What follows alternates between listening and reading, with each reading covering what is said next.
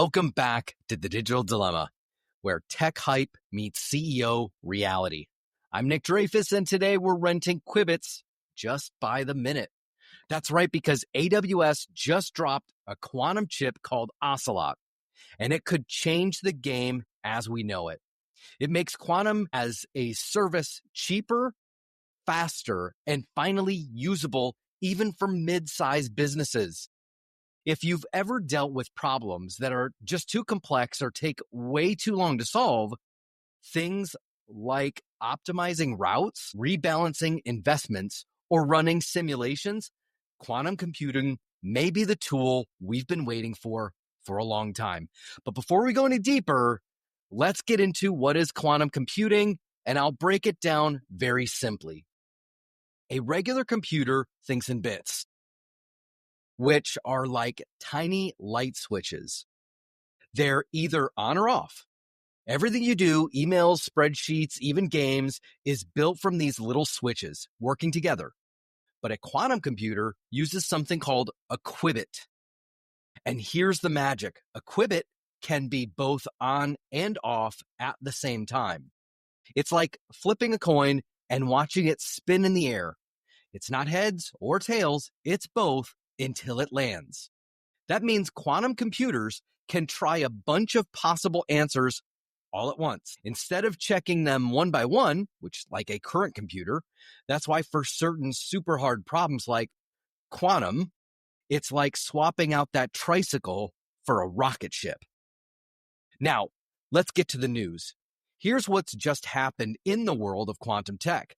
AWS launched their new chip Ocelot inside their Bracket cloud service. Microsoft doubled their Azure quantum credits for companies that want to test this stuff. And D-Wave, the quantum system just hit 4,400 qubits. That's like giving your rocket ship nitro boosters. Which headline surprises me the most? Well, honestly, it was AWS's Ocelot. It's like someone suddenly made Ferraris cost the same as a bicycle. It drops the price of quantum computing by a ton. So why now? Let's unpack the timing. First, the error correction breakthrough. Old quantum machines needed hundreds of qubits just to protect one. But AWS's new bisonic code, cuts that by 90%. So how do I explain that at a board meeting without melting brains? Well, picture a classroom where every kid writes the same answer. If one kid messes up, the teacher knows that the right answer is based on the rest. That's what this new code does. It makes the machine smarter at spotting and fixing its own mistakes. Now let's talk pricing. Quantum computing used to cost anywhere from $10 to $20 an hour. And honestly, that was just to play around with it. You weren't doing anything major, just running test problems or small proofs of concept. Now pricing is shifted to a pay-by-the-minute model, somewhere around 20 cents to $1 per minute. And yeah, that might sound more expensive at first because $1 a minute is $60 an hour, right? Well, but here's what's changed. You don't need an hour anymore. Let's say rebalancing an investment portfolio used to take 60 minutes on the old system. If a quantum platform can now do that same work in 10 minutes, you're only spending maybe $6 to $10 total instead of 20 or a lot more. That's a major shift, not in the price per minute, but in cost solution. It's like paying more per mile for a jet than a car, but getting there 10 to 100 times faster.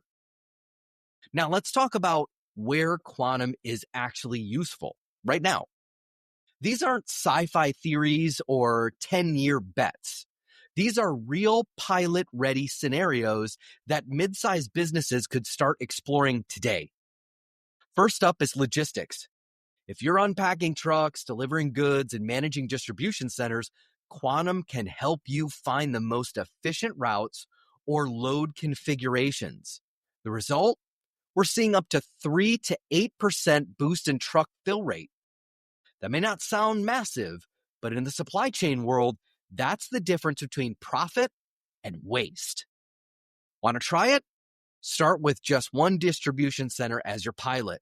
Next, portfolio rebalancing. This one's big for financial firms.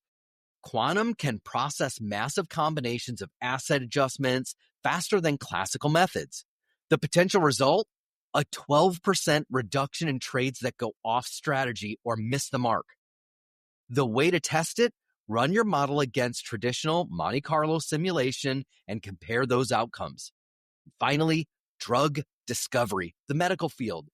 This one has one of the most exciting frontiers that quantum can run similarity searches across massive compound libraries up to 20 times faster than classical systems. That means it can help researchers find promising drug candidates quicker.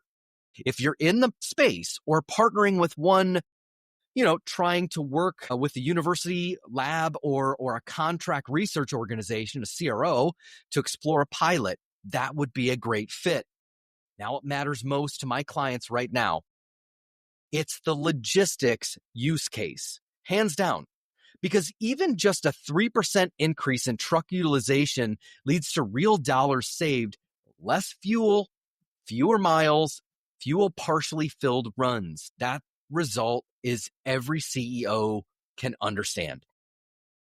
Now, before you sign a contract for a quantum service, let's run through a quick checklist with your team. Well, let's start with the hardware. Hardware roadmap. Ask the vendor, when's your next chip refresh?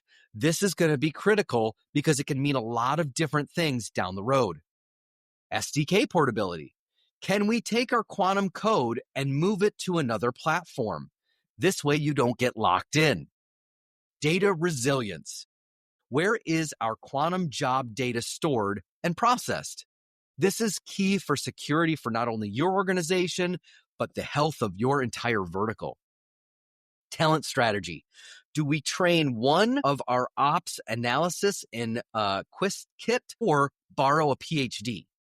Which one trips companies up the most? Definitely it's the SDK portability. It's like writing a report in a file format only one printer can read. Now you're stuck with that printer for forever. Please ask these questions. It will save you time in the future. Now let's talk about two most common areas of confusion and how to manage them. First, vendor lock-in. Some platforms bundle their compute credits with custom compilers and tools that don't translate to other providers. It's like buying a razor that only works with one brand of overpriced blades. Second, encryption confusion. Running a quantum computing pilot doesn't mean your business is protected from future quantum threats. That's a separate roadmap. Post-quantum encryption. And most companies haven't even started it. So how do I explain the difference to a board? Well, it's very simple. Vendor lock-in is about who owns the machine. Quantum safe encryption is about how we lock up our secrets. You can switch platforms later, but if your data is not secured, you're definitely exposed. If you're planning a quantum pilot in 2025 or maybe next year, you just want the honest take on what's fluff and what's real.